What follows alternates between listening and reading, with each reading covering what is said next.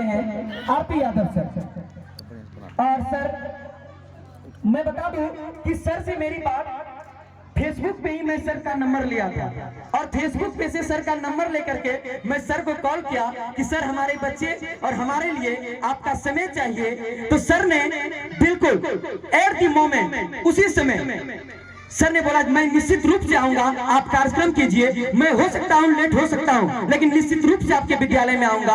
और मैं सर ने जो हमारे विद्यालय के लिए समय निकाले, क्योंकि आज 26 जनवरी का दिन है, बहुत ज्यादा व्यस्तता होती है, इसके लिए मैं सर का तहे दिल से शुक्रगुजार हूं। सर आपने जो हमारे इस कार्यक्रम में शिरकत किए, मैं सर का सम्मान के लिए विद्यालय के निदेशक महोदय से आग्रह करूंगा गौतम सर से कि आरपी यादव सर का सम्मान शॉल और बुके दे करके करें।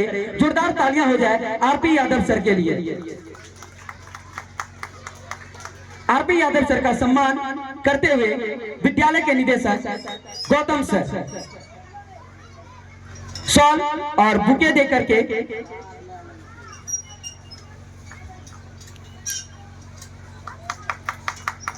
जोरदार तालियां हो जाए। मैं अभिभावकगण से चाहूंगा तालियों की गड़गड़ाहट रुकनी नहीं चाहिए। आरपी यादव सर का सम्मान विद्यालय के निदेशक गौतम सर के द्वारा। अब मैं चाहूंगा सर से, सर कुछ शब्द हमारे बच्चे और हमारे संस्थान के लिए जरूर आप रखें। सबसे पहले हम अपना थोड़ा परिचय बता देते हैं, बहुत लोग इसमें नहीं जानते होंगे और कुछ जो मधेपुरा में रहते होंगे, पढ़ते होंगे या सोशल मीडिया पर एक्टिव होंगे, उन सभी के मोबाइल पर हम लोग का वीडियो जाता होगा। तो मेरा नाम आरपी यादव हुआ। हम मधेपुरा में पिछले कई वर्षों से इंडिविजुअल एक सब्जेक्ट का कोचिंग चलाते हैं, जो 11वीं और 12वीं के विद्यार्थी को मैट्रिक का रिजल्ट आने के बाद जो विद्यार्थी आता है वह हम लोग के पास केमिस्ट्री पढ़ने के लिए आता है। हम केमिस्ट्री का एक शिक्षक हैं और इस कार्यक्रम में उपस्थित आदरणीय प्रभास बाबू, बालकृष्ण बाबू, पूर्णिया के फिजिक्स के शिक्षक, सोशल मीडिया पर फेसबुक पर ही देखे थे सर का, राकेश सर, मानव सर, रुपेश सर और मीडिया के मेराज जी, सिंघर सर की समाज सेवी कोमल काव्या मैडम, इन सभी का हम हार्दिक हार्दिक अभिनंदन और प्रणाम करते हैं।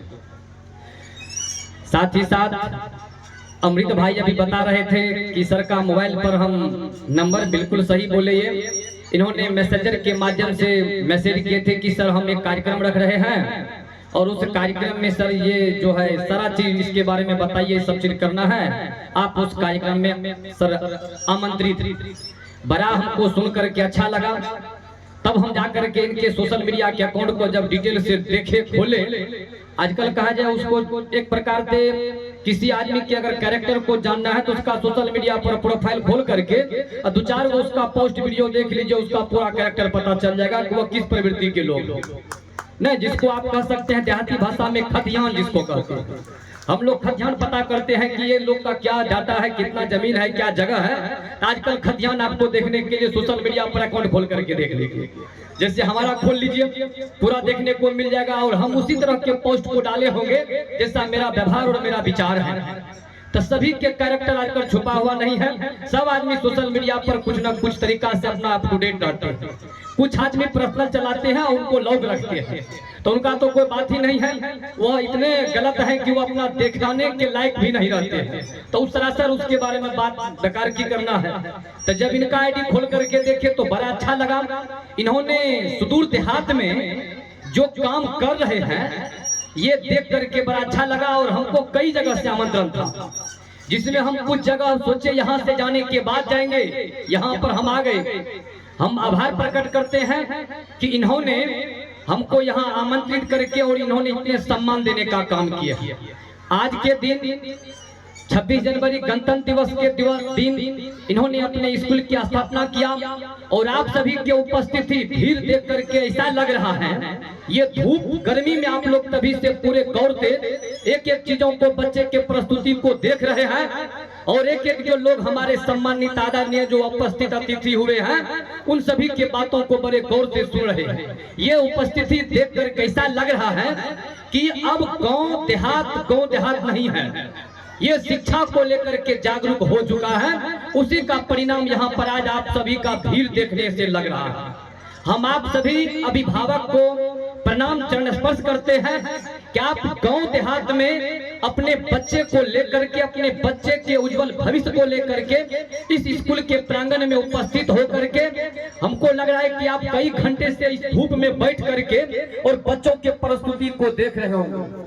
जरूर आपका इच्छा और आपका विचार है कि आपका बच्चा पढ़ लिख करके अच्छा नाम रोशन करे, आपके पास जो दुख तकलीफ है वह तकलीफ से निकल करके आपके सपना को साकार करे।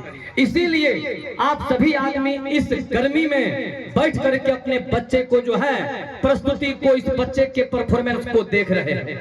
हम आप सभी अभिभावक को कहना चाहेंगे, जिस प्रकार से इन्होंने 2 साल में इतने बेहतर काम करने का प्रयास किया है, जो दिल और मन से काम करेंगे। अभी बता रहे थे मानव सर कि कुछ लोग एजुकेशन में आते हैं बाय चांस आते हैं और कुछ चॉइस से आते हैं। एक चांस और उसमें हम सर ऐड करना चाहेंगे। बिल्कुल आप सही कहे थे, कुछ लोग चॉइस से आते हैं, कुछ चांस से वैसे एंटरटेनमेंट के लिए आते हैं। चलो मोबाइल, इसको एंटरटेनमेंट कहा जाता है, चांस नहीं कहा जाता। इंटरटेनमेंट, चलो मोबाइल खर्चा निकल जाएगा, थोड़ा बहुत शॉर्ट चीज खरीद लेंगे, इसलिए आते हैं। और जो इस विचार से आते हैं वह सफल अपने जिंदगी में नहीं हो पाते हैं। कुछ लोग इस फील्ड में मजबूरी से भी आते हैं। बहुतों लोग समाज में हम लोग देखते हैं, पढ़ लिख कर बड़े बड़े डिग्री ले लिए हैं, वह सरकार के वैकेंसी जब निकलता है तो फॉर्म अप्लाई कर रहे हैं और बेचारा फॉर्म अप्लाई करते करते उसका उम्र समाप्त हो गया है। बेचारा के पास कोई साधन नहीं है, दूसरा तरीका से कोई रोजगार ढूंढे। अंतिम में वह हरास होकर के तब जाकर के कोचिंग खोलते हैं तो स्कूल चलाते हैं। तो हम लोग कहा जाए सर मजबूरी में कोचिंग को सेलेक्ट किए हैं। हम लोग के जो फादर थे वह पढ़ाने के लिए इतना सक्षम नहीं थे। घर की जो हालत था उस हालत को देख करके मन नहीं करता था कि पढ़ेंगे तो पढ़ करके क्या बनेंगे। वह मजबूरी हम लोग को आगे पढ़ने और बढ़ने नहीं दिया। तो हम लोग जिस समय इंटर में थे सर, उस घर के हालत को देख करके इंटर में ही घर घर जाकर के पढ़ाना शुरू कर दिए और पूरे दिल दिमाग ईमानदारी से जिसके बेटा बेटी को पढ़ाते थे, अच्छा से उसके सिलेबस को, टॉपिक को समझाते थे, दुनियादारी को बताते थे, क्या दुनिया है क्या सिलेबस है, इस बातों को समझाते थे। उसी का परिणाम है दिन प्रतिदिन विद्यार्थी बढ़ते गया और उसी का परिणाम है मधेपुरा में बहुत सारे कॉलेज के प्रोफेसर केमिस्ट्री का कोचिंग चलाते थे, लेकिन उन सभी के पास अभी 2-4 विद्यार्थी, बहुत टीचर जो थे, प्रोफेसर जो थे, कोचिंग को बंद कर दिए और हमारे पास आज बैठने के लिए भीड़ लगा रहता है। बहुतों विद्यार्थी को सीट नहीं मिलता है, सीट के कारण किसी अदर के इंस्टीट्यूट में चला जाता है। 250-300 का एक बैच होता है, मेघ लगा करके हम लोग पढ़ाते हैं, लेकिन जगह नहीं रहता है, फिर अदर बैच हम लोग देते हैं। फिर भी कुछ विद्यार्थी उस चीज को नहीं झेल पाता है, वह जहाँ पर बैठने का स्वतंत्रता मिलता है, आजादी मिलता है, उस जगह पर जा करके पढ़ता है। तो हम लोग मजबूरी में इस फील्ड को चुनने का काम किए थे। आप ही सोचिए, जितने भी यहाँ पर माता पिता बैठे हुए हैं, सभी माता पिता कमाते होंगे और कमा करके अपने बच्चे के ऊपर खर्च करते हैं। और हर माता पिता का एक सपना होता है कि जो काम हम नहीं किए हमारा बेटा बेटी करे, हमारा बेटा या बेटी पढ़ करके एक अच्छा नौकरी ले और नौकरी ले करके हमारा बेटा एक अच्छा घर बनावे, एक अच्छा गाड़ी ले और जमीन जहाँ जहाँ जरूरत की चीज है वह जमीन ले, या अपने माता की कमी को पूरा करे, अपने पिता की कमी को पूरा करे। मतलब हर माता पिता यही सब चाहते हैं, लेकिन मिलता क्या है इस बात पर आप विचार कीजिए। आप देखिए, हम लोग के घर में बच्चा जन्म लेते हैं, 3-4 साल के जब बच्चा होते हैं तो हम लोग उसको पढ़ाने के लिए सोचना शुरू कर देते हैं। 1-1 रुपया को जमा करके उस बच्चे के इसी प्रकार अच्छे अच्छे स्कूल ढूंढते हैं, अच्छे कोचिंग ढूंढते हैं और उस बच्चे के ऊपर अपना तन मन धन से जो मजदूरी करते हैं, उस मजदूरी को उस बच्चे के ऊपर 30 वर्ष तक खर्च करते हैं, 25 वर्ष तक खर्च करते हैं, मैट्रिक तक। आप शुरू कहां से करते हैं सो देखिए, आप यूकेजी, एलकेजी, 1, 2, 3 4, 5, 6, 12, 12 क्लास पढ़ने के बाद फिर वह विद्यार्थी ग्रेजुएशन करता है, 3 साल लगाता है, 12, 3, 15 हो गया। लगभग आप 15 से 20 वर्ष 30 वर्ष तक कमा करके आप घर नहीं बनाते हैं, कमा करके आप अपने बच्चे को शिक्षा देते हैं, और वह 30 वर्ष के बाद का जो आपका बच्चा होता है वह 10,000 कमाने के लायक नहीं बन पाता है। 30 वर्ष देने के बाद हम लोग एक दिन अगर मजदूर को लाते हैं और 4 हर दिन अगर काम नहीं करता है तो शाम को उसको पेमेंट देने में डर लगता है, और पेमेंट करने के टाइम में हम लोग कहते हैं कि तुम काम ही नहीं किए हो। और जिस व्यवस्था को हम लोग 20 वर्ष 30 वर्ष देते हैं शिक्षा प्राप्त करने के लिए, उस शिक्षा के माध्यम से आप और हमारा बच्चा 10,000 के रोजगार के लिए आज भटक रहा है समाज में। और जिस घर में रोजगार नहीं है उस घर में माता बेटा में नहीं बनता है, वाइफ हस्बैंड में नहीं मेल है। ये असली समस्या है पैसा का। और ये हमारा जो समय यहाँ पर सरकार ले रहा है व्यवस्था, 30 वर्ष तक जिस समय को हम लोग दे रहे हैं, आप अगर सुबह से यहाँ बैठे और एक भी कार्यक्रम नहीं होता तो आप जरूर इस स्कूल के बारे में तो गलत बात बोलते। 30 वर्ष तक शिक्षा हासिल करने के बाद हम आप सभी को यही बताना चाहते हैं कि जिस प्रकार से अमृत ने इन्होंने कम से कम समय में ये पढ़ाने के स्किल को सीख लिया, इसीलिए कमा रहे थे, पढ़ा रहे हैं, समाज को जागरूक कर रहे हैं। हम लोग जीवन के अधिकांश हिस्सा शिक्षा पर खर्च कर देते हैं, और आज MA पास लड़का फ्लिपकार्ट में काम कर रहा है, BA पास लड़का अमेजोन में काम कर रहा है। योजना 30 वर्ष क्यों हमारा खराब किया? जब हमको 10,000 फ्लिपकार्ट में ही कमाना था तो हम अंगूठा छाप से भी कमा सकते थे। अगर 30 वर्ष तक हम अमेजन में कमाते तो हम अब तक में बहुत कुछ कर लेते। तो हमारा 30 वर्ष को कौन लिया, ये सवाल आप लोगों को सोचना चाहिए। हम जो अपने बच्चे के ऊपर एक एक चीज को एक एक धन को लगाते हैं, आप इससे पीछे गरीब है और अभी तक गरीब है। इस कारण को ढूंढिए, कौन हम लोग के साथ ये नाइंसाफी कर रहा है, तो कहिए इसमें कौन गलती कर रहा है। तो दरअसल जिस व्यवस्था में हम लोग रहते हैं और जीते हैं, ये व्यवस्था हम लोग को आगे बढ़ने नहीं दे रहा है। हमारा जो समय ले रहा है उस समय को रोजगार देना चाहिए। अब आप सोच सकते हैं, कहते होंगे कि सर सभी आदमी को रोजगार संभव कैसे है? तो बिल्कुल ये सरकार की समस्या है, ये व्यवस्था की समस्या है। एक एक लोगों को रोजगार नहीं है, इसीलिए आज घर घर में झेल है। अगर हम अपने मम्मी की आवश्यकता को पूरा कर देंगे, हम अपने पिता की आवश्यकता को पूरा कर देंगे, हम अपने भाई की आवश्यकता को पूरा कर देंगे, तो हमको मम्मी से कोई दिक्कत नहीं होगा, हमको पापा से कभी दिक्कत नहीं होगा। लेकिन अगर हम 10,000 कमाएंगे, हम अपने वाइफ के भी मतलब कि वाइफ का जो इच्छा है उसको भी पूरा नहीं कर पाएंगे, मम्मी की जो मन है उसको पूरा नहीं कर पाएंगे। घर में विवाद उत्पन्न होना ही है। आज घर घर में विवाद का कारण है रोजगार। अगर सबको रोजगार मिलता और अच्छा खासा कमाता तो सब घर आज खुशहाल होता। लोगों के पास उतना समय नहीं है इतना दूर तक सोचने का। लोग अंतिम में दोष देते हैं मेरा भाग्य खराब है। भाग अगर किसी का खराब होता तो एक आंख नहीं होता, भाग अगर खराब होता तो हाथ नहीं होता, भाग अगर खराब होता तो ट्रैक्टर में घुस जाता। भाग हम लोग का स्वस्थ है, भाग हम लोग का ठीक है, तो सभी आदमी को भगवान 2 आंख दिए हैं, 2 कान दिए हैं, 1 नाक दिए हैं, सबको एक मुंह दिए हैं, सब चीज हमारे पास है।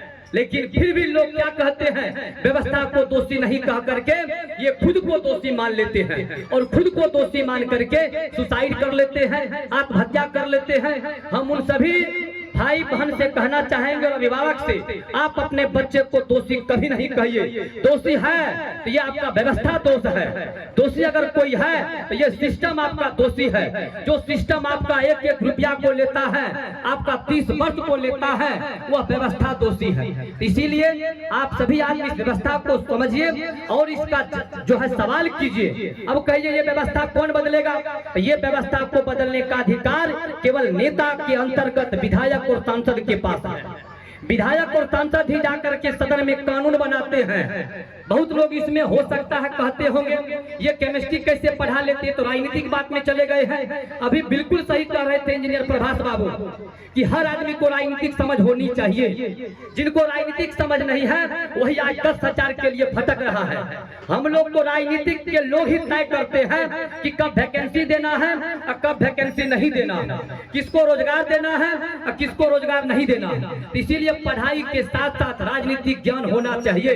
और जब आपको राजनीतिक ज्ञान होगा तब आप सवाल कीजिएगा, और सवाल कीजिएगा तब जाकर के क्रांति होगी। हो सकता है भगवान यहाँ पर एक क्रांति के लिए कुछ विचार हम लोग को भेजा हो, इसीलिए हम लोग जो विधायक और सांसद को चुन करके भेजते हैं वही संविधान में सदन में जाकर के कानून बनाने का काम करते हैं। उनको कहिए कि हम जो 30 वर्ष तक अपने बच्चे के ऊपर पैसा खर्च करते हैं वह बच्चा हमारा 10,000 कमाने के लायक क्यों नहीं बना।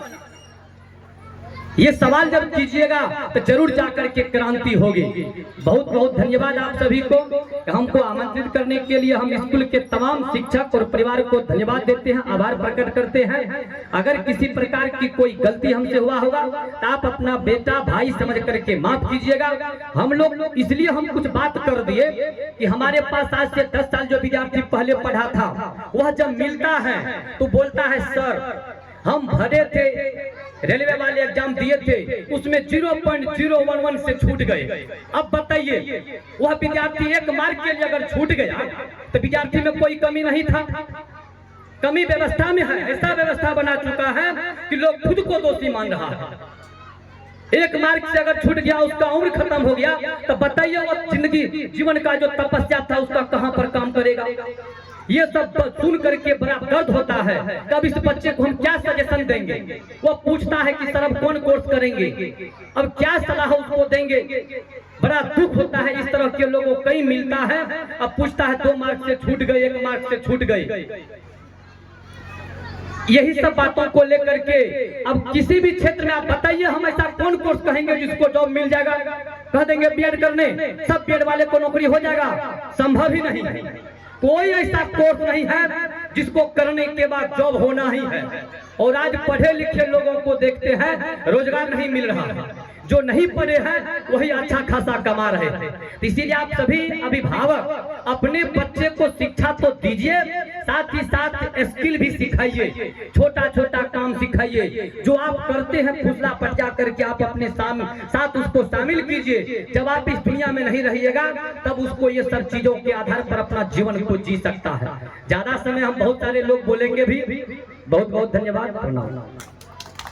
बहुत बहुत धन्यवाद सर, आपने जो अपनी बातों को रखे हमारे विद्यालय और बच्चों के लिए। निश्चित रूप से यहाँ पे बहुत सारे सीनियर स्टूडेंट्स भी बैठे हैं तो उनको